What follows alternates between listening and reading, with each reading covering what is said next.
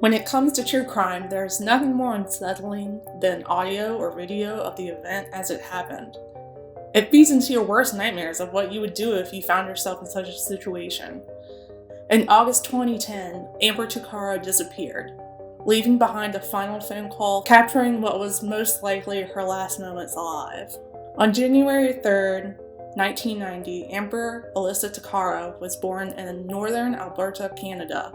She was soon adopted by Andrew and Vivian Tootsie Tuccaro. The Tuccaros were members of the Mikisew Cree First Nation. Andrew and Vivian started building their family in Fort Chipewyan and later moved to Fort McMurray. Fast forward to 2010, Amber was now 20 years old and the mother of a 14-month-old son, Jacob. She desperately wanted to find a place for just her and her son, but it wasn't easy to find housing in Fort McMurray.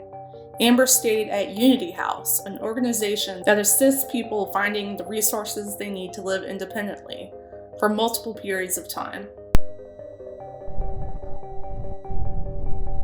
August 17th, 2010 was a day Amber had been looking forward to. Amber and Jacob hopped on a flight to Edmonton, Alberta with a new friend named Evangeline to enjoy a much-needed girls' weekend.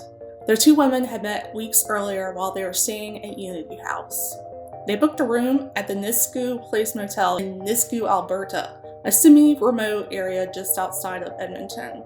The next morning, on August 18th, Amber and her friend went into Edmonton to shop before going back to the hotel for the night. But for unknown reasons, Amber decided she wanted to head back out to Edmonton.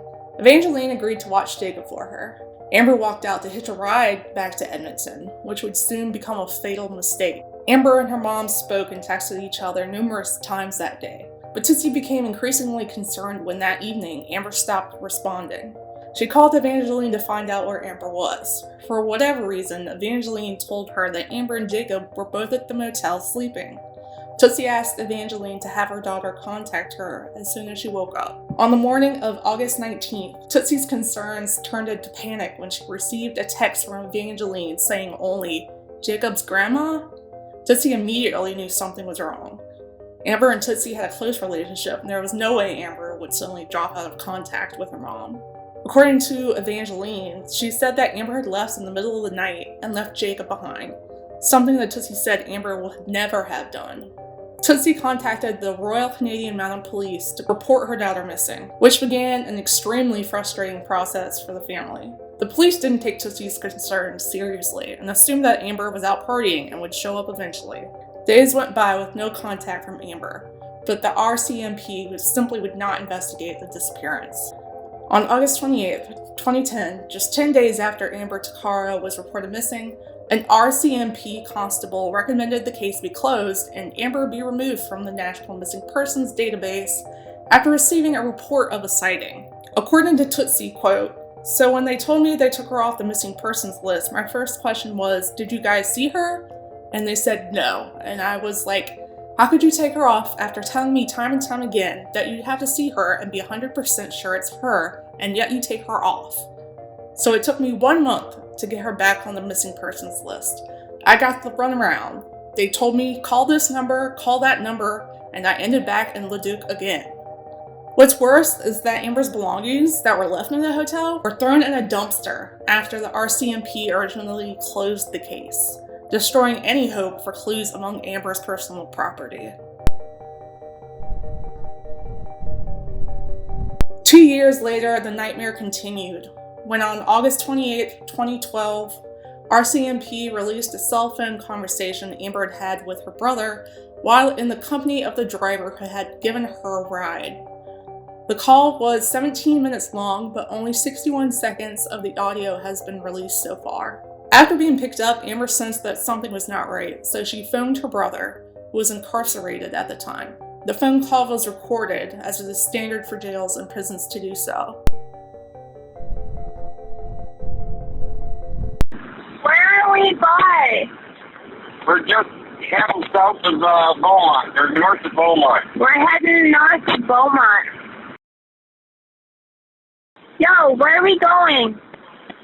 Just No, this is a... Are you fucking kidding me? You better not take me anywhere I don't want to go. I want to go into the city. Okay. Yo, we're not going in the city, are we? We're going No, we're not. yes, Then where the fuck are these roads going to? to 50th Street. 50th Street. Are you sure? Absolutely. Yo, where are we going? 50th Street. 50th Street? 50th Street. East, right? Please. Over down. Bravo. Down.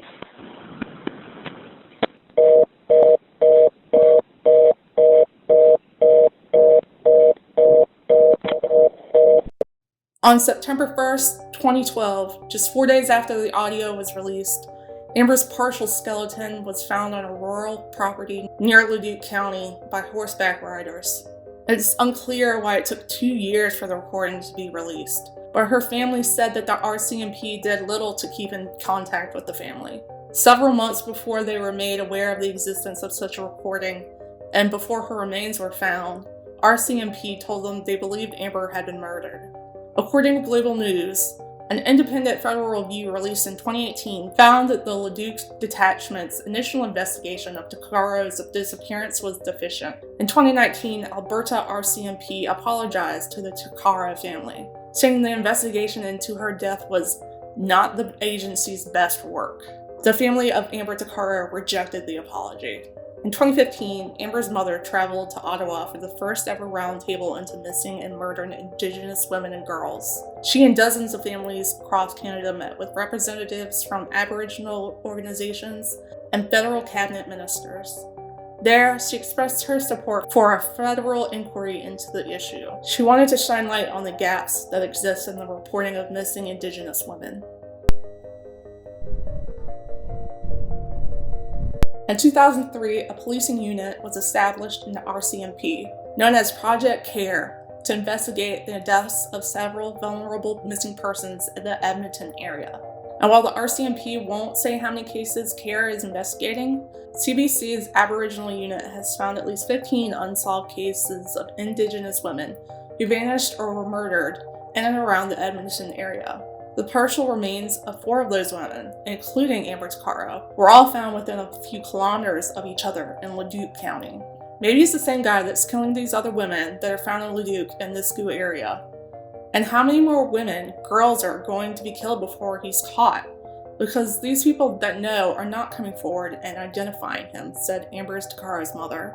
RCMP investigators admit that there is a possibility that one person could be responsible for multiple murders. Most cases of missing and murdered Aboriginal people in Canada involve young women and girls, with 55% of cases involving women and girls under the age of 31. In fact, Aboriginal women are almost 3 times as likely to be murdered by a stranger compared to non-Aboriginal women. Sadder still, as of 2015, a shocking 53% of murder cases in a database maintained by the Native Women's Association of Canada remained unsolved.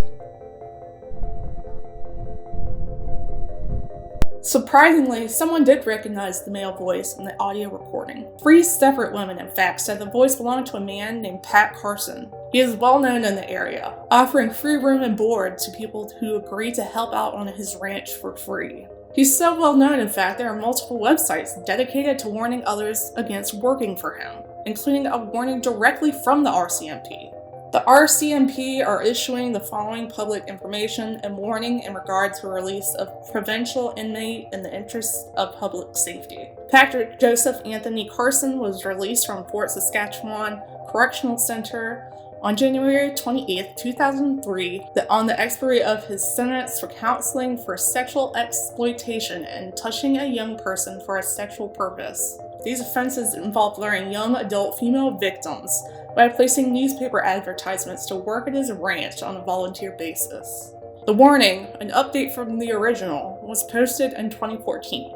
The warning goes on to state, "This individual represents a significant risk of offending against young adult females within the community. The Correctional Services Division of Alberta Attorney General has designated Patrick Joseph Anthony Carson as a high-risk offender."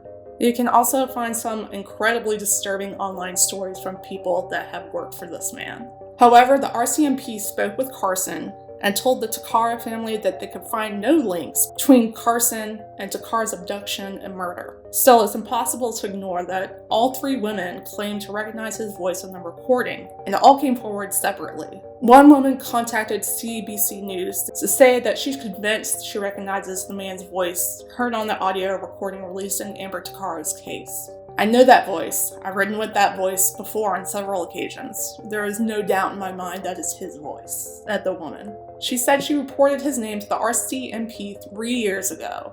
CBC News has also interviewed 2 other women who say they've reported the same man to police, suspecting it's his voice on the recording. The RCMP claims that they have looked into the man but have ruled him out as a person of interest in the Tuccaro investigation. An interesting statement, given that they took 2 years to fully investigate and threw what might have been important clues in the garbage. "They didn't look very hard, I don't think," said one woman, still convinced she knows the identity of the man on the recording. "I know the voice like I know the back of my own hand." Tootsie Tuccaro said she welcomes all tips in her daughter's case and is convinced that as more people hear the recording, someone will come forward with information that will lead to an arrest. If you think you recognize the man's voice in the recording, you are asked to contact the RCMP at 1-877-412-KARE or at the email listed. Thank you for listening. Please like and subscribe for more videos.